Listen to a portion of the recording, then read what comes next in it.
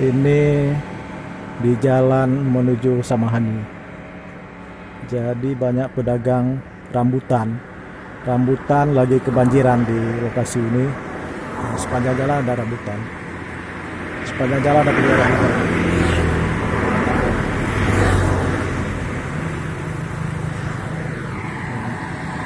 Sepanjang jalan ada penjual rambutan dan langsat.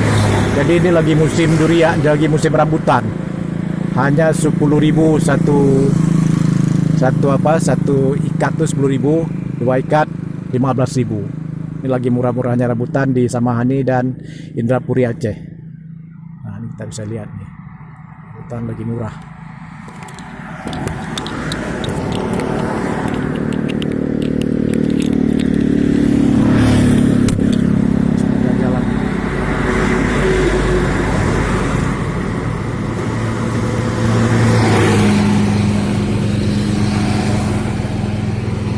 Sepanjang jalan ini ada penjual rambutan.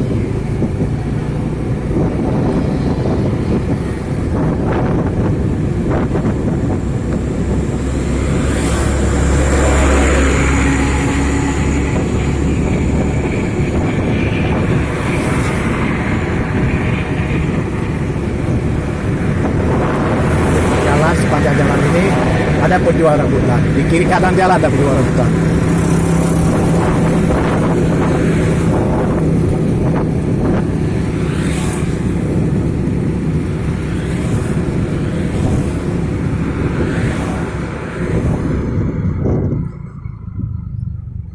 Oh mak.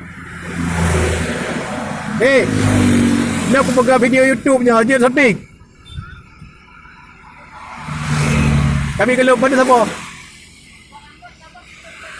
Kami keluk siapa? Dek, lu wartawan, wawancara apa je? Hah? Kan dia buat aku video. Trailer. Hah? Ada apa? Mau dah aku.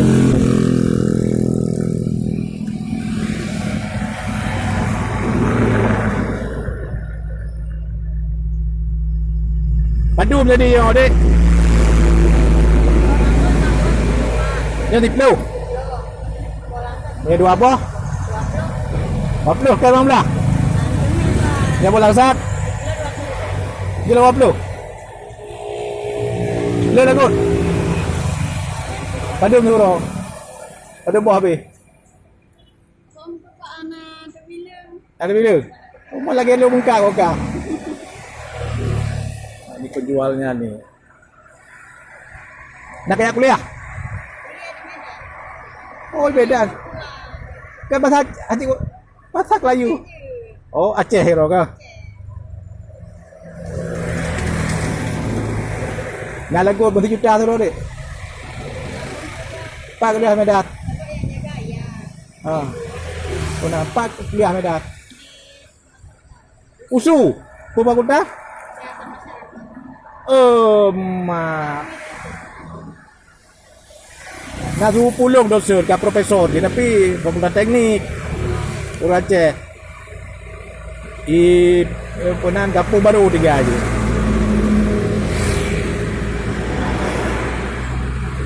Ya, ni mahasiswa penjual rambutan. Pintar dia ni. Special pada balik. Hah? Kurang, kata mana? Skripsi. Oh, banyak pakai skripsi kan koas ah. Kipan le bahasa masyarakatnya. Teori ya, ada praktek. Oh, kurang. Oh, beda lah.